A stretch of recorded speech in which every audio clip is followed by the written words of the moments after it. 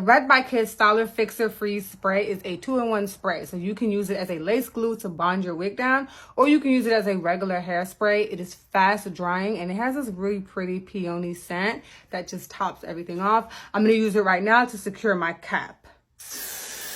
And now I'm going to prep the lace using the Lace Tinting Spray in the shade Dark Brown. It has a really pretty peach scent. It sprays super evenly. It doesn't leave any residue. You can shampoo it out easily when you want to. It conceals the knots perfectly and it dries really fast.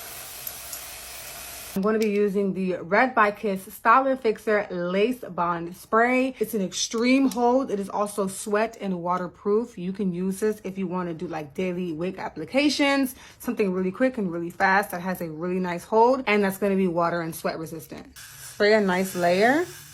Bring my wig down right on top of that. Blow dry. Once it's all dry, you're going to take a melting band, and then after about 10 minutes, remove the band and you should have a gorgeous install.